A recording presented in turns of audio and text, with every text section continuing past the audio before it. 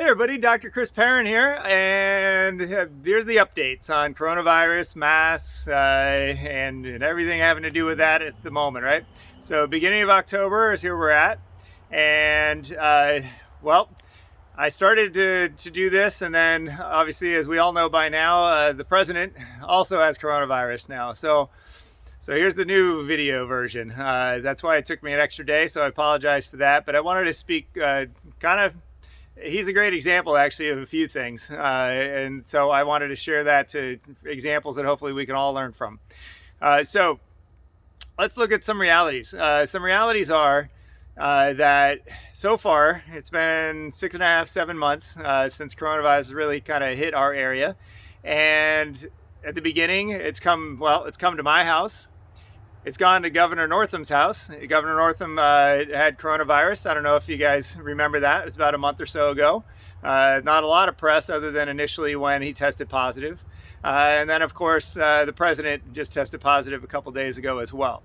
So my point in bringing all that up is obviously we want to try to avoid it, right? First and foremost, we don't want to deal with things that are hazardous, that we don't have to. But the truth of the matter is like, especially in their cases, we were at the beginning before any mitigations or anything were in place. But with both of them, they got it at a time well into all this stuff where, masks were already been mandated, everything is already in place. And yet, it still got through to Governor Northam as well as our president, right? And I'll touch on the mask with President Trump, obviously elephant in the room, so no problem touching on that as well. But my point in saying all that is that, you know what, no matter what we all do, there's still a pretty darn good chance that we're going to come in contact with this. And you know what, if it isn't a message for coronavirus, COVID-19 specifically, what about next year? What about 5 years from now? What about the next health challenge that we basically come into contact with in our environments? There's always something for our body to adapt to. And our health is going to be primarily based on what's our body set up to handle. The healthier we are as a whole, and I don't mean just asymptomatic, not asymptomatic just in the corona way, but I mean, hey, I feel fine, I must be fine. I mean, no. You look in the mirror. Are you fit? Are your numbers good when you get a blood test and you do your annual physical and all that kind of stuff? What's your energy like? What are your habits like? Because habits are really what form our health. Are we getting consistent sleep, right? On average, we should be getting 7 to 8 hours every night, ideally in the same bedtime, same wake up time. Are we eating lots of fresh food? I mean, all the jokes that have been running around about getting your COVID-19, like the freshman 15, right? And it's funny on the surface, but it's the same group of people that are generally hanging out in their house and avoiding people, which is why they're gaining that weight if they are. I don't recommend it. But it's kind of hypocritical at its base though, right? Because if we really are concerned and we want to do our part to be healthy for ourselves and those around us, then doing unhealthy things doesn't serve that. And if we think that just staying home or wearing a mask all the time, but yet doing all these other things, we're covered? No. Do all of them, first of all. But what about the proactive things that actually take some real effort, right? We don't see when we go around town. Masks are such an easy one to discuss simply because it's a physical manifestation that we can all see, right? And we physically do. And so it's what they actually do, as well as, again, it's a visual symbol of something is being done, right? We can tell something is being done because of what it is, literally. But we got to put everything in proportion. Do the masks serve a purpose? Certainly. So let's go back and touch on them as just a primary thing. So I chatted with the Fairfax County Health Department just last week because I wanted to reconfirm and retouch on what our office protocols were, just to make sure we're all still on the same page, anything new and so on. And everything was confirmed that we're doing everything great and just right in the way everything's intended. What does that mean? So the masks, they were mandated at the time when we were starting to open our state back up, right? So as we went through the phases, there was the phase around that time where more stores were going to be open. You can allow more people in a store, things like that. And so the mask's sole purpose is for that instance when we're going to be within 6 feet, so close proximity with other people. And therefore, obviously, the chance of people spreading things to each other goes up versus if we're not within 6 feet of people. And that's the reason, right? It's not walking down the street. It's not being by ourselves, all that sort of thing. Coronavirus does not blow in the air. It is for that time when we are within 6 feet of somebody in a closed space, primarily indoors where air isn't going to flow as much and so on versus outside. And it's just an added layer of protection, literally. Worthwhile? Certainly, right? Do anything that can possibly help some. But what does it do? It blocks mainly what's coming out of us. What is breathing? Breathing is basically an exchange of waste and then taking in clean and fresh stuff that our bodies need to exist. For anybody who wants to go the route of it's all the same whether you have a mask on or not, we weren't born with something over our face. So no, it's not the same. Is it the end of the world? No, it's not the end of the world either. But when you don't need to have one on, don't. When you're outside this, at home, taking a walk by yourself with the spouse, with your children, have one with you. So if you encounter a group or a crowd or whatever, you're prepared and fine, put one on. But if you don't, really, seriously, get fresh air. I think it probably have a calming effect too, that we aren't attached to something physical like that. So use them when you're supposed to, for sure. But at the times when there's no purpose in them, there is somewhat of a little bit of a negative effect that's a price for it.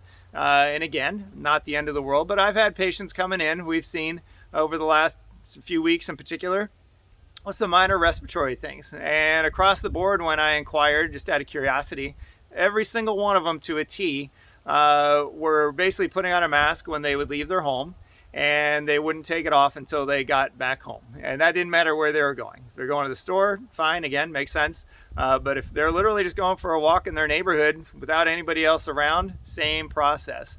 And why are they? You know what? Because everything on TV is screaming it, right? Wear them all the time. But that's not true. That's not what was intended by the health department. And that's why I want to convey that to you.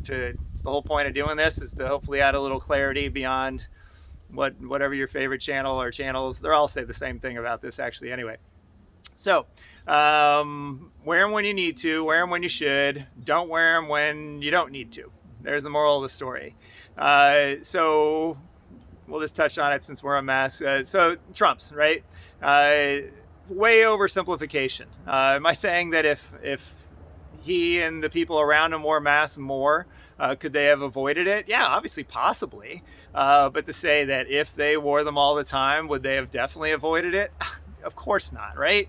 And I don't want you to be that simplistic in your thinking either, because the problem with that sort of thinking is it lowers your guard as to where you're putting in the pecking order of what it is to do and what it is to focus on. If you're in a high-risk group or around somebody in high risk, or you just have a heightened level of concern that I am not judging, to each their own for sure, then your biggest thing is social distance. That 6 feet plus is it. That's where it all comes down to. If you're not around people, you can't get it. Obviously, we all have to be around people at times. So we want to keep that in mind when we make our personal choices of who else are we around, so that we make sure we raise our bar to where their bar needs to be, as opposed to just necessarily where ours is. Now, you do find that obviously Dr. Azizi and I don't wear masks while we're adjusting. But while we're adjusting, when you're laying face down and we're standing at your feet, if you watch closely, you'll notice that we don't talk really when we leave your feet. We don't even exhale when we leave your feet. And that's on purpose. We're following the parameters out of principle at the very least, and that maybe, right? It's a maybe. We strongly believe we're not sick, otherwise we wouldn't be there, and we have a lot of ways to check to make sure that that's the case, but just in case. And so we're not face to face, we're more than 6 feet, and so that's why we do what we do. The staff, Carrie and Diana, they're able to stay more than 6 feet away from all of us for the most part throughout most of the day. That's when you see them not having a mask. But as soon as any of us engage you face to face, whether to show you an exercise, explain something, adjust something on your collarbones in the front, whatever, mask goes on 100% of the time. Back room, as far as exams, things like that, masks are on 100% of the time, every time. So again, time and place, appropriate times, does not mean all the time. And what I would like you all to focus on is, what are you doing proactively, right? I'm big on offense. The defense, yes, we got to have a defense in place, but I get more excited about what I can do versus what I have to avoid. And here's a lot of things we can do, and they're way bigger than the avoiding ones, by the way. And that is, again, are you exercising? Are you getting good sleep? Are you eating fresh food? We've all been stuck in our houses. We've all heard the jokes about the COVID-19, kind of like the freshman 15, people packing on weight because they've been sitting at home eating processed foods from a box or pick up and take out and all this stuff. Alcohol sales statistically are through the roof. And whatever. Are they healthy habits? Are they going to make us healthier? Nope. So if we're really serious about, hey, you know what? I really don't want to get this. And if I do, holy smokes, I'm concerned about what kind of effect it might have on me or what kind of effect it might have on my family. Well, if we mean that sincerely, then I challenge you to check and see, what am I doing proactively? You know, to grab a box of masks and throw one on when you leave the house, quite honestly, that's easy. But it's also a very false sense of security if that's the extent of what's going on. Do the things that make you healthy, because by a long shot, what this virus has shown is if you are healthy, it's really not that big a deal. If you're not healthy, it can be a very big deal, clearly, right? And that's not minimizing it, that's truth. So what are you doing to make sure that you are in that healthy category? And that's not a wholesale one way or the other. That's what are you doing on an ongoing basis? Our habits basically form what category and to what extent are we healthy or unhealthy.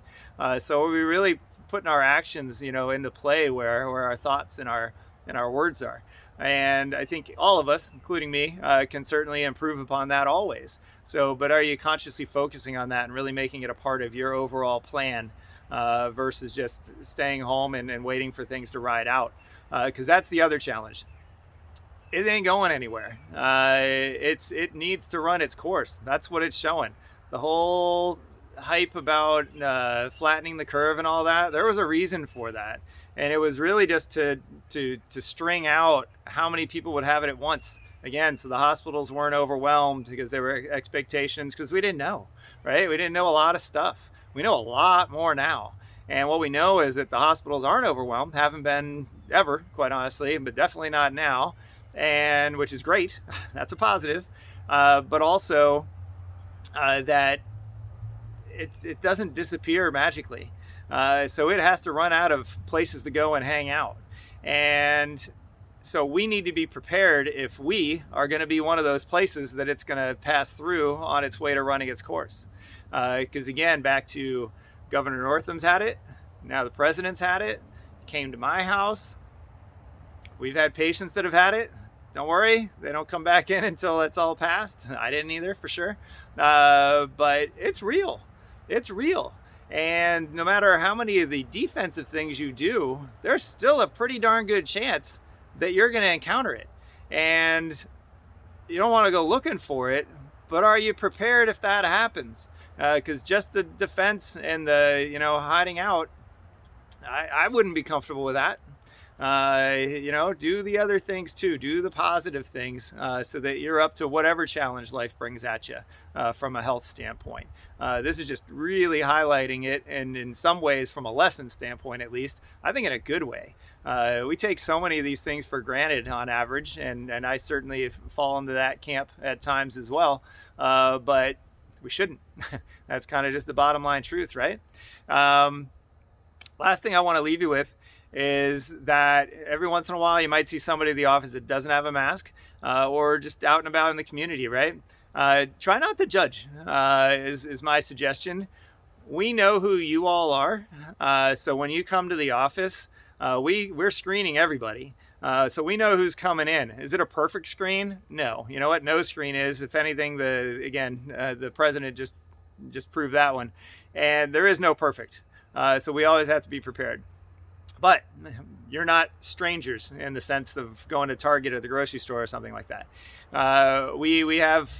We've lowered the bar dramatically as to what are the chances of somebody being in the office that is sick and therefore even has a possibility of passing anything to any of us. And we'll continue to be doing that for sure for as long as we need to. But if you see somebody, masks really are hazardous to some people. So if you had bad asthma, if you had bad respiratory things, those are primarily the types of people.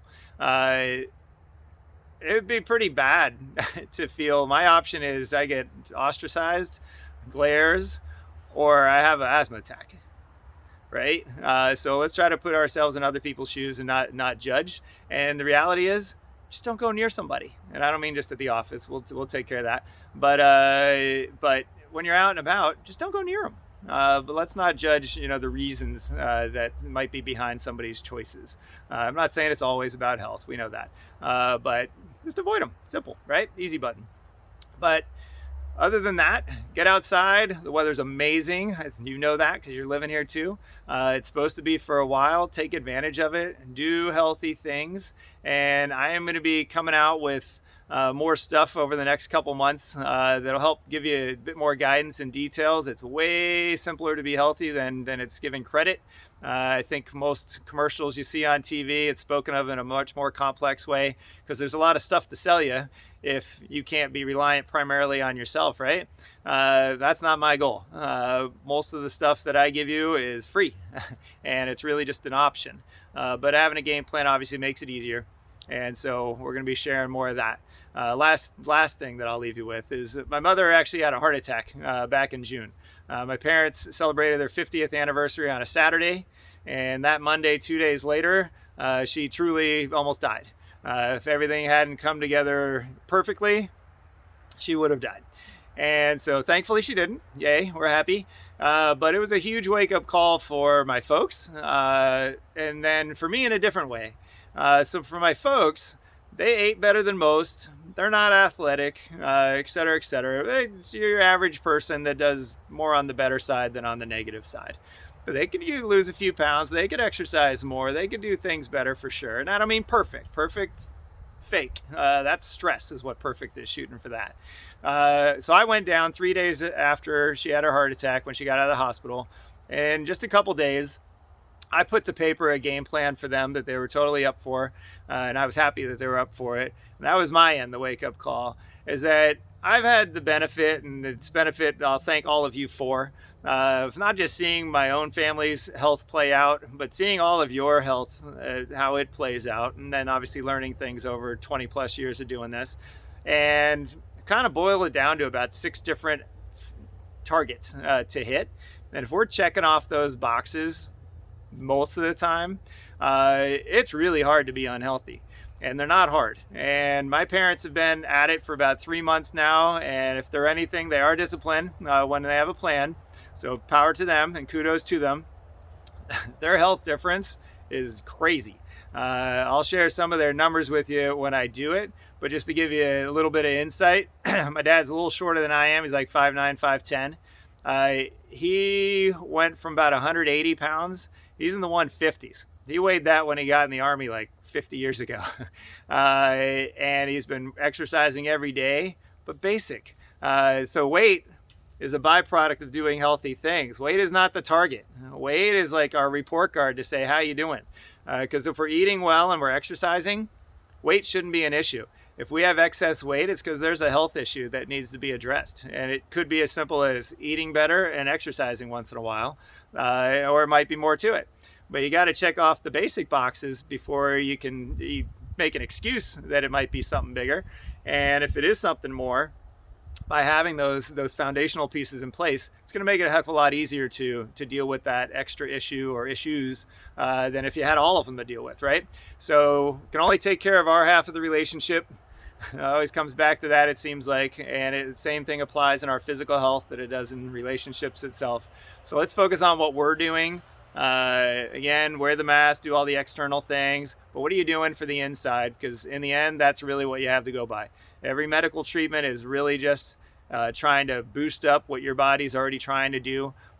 So if your body's already doing a whole lot for itself, then even if somebody needed some extra help from medicine and so on, which we all do at times, you know what, that's going to work a hell of a lot better than if the more deficit we're in. All right, so care for all of you, and hopefully you find this helpful, and I look forward to seeing you all again. All right, take care.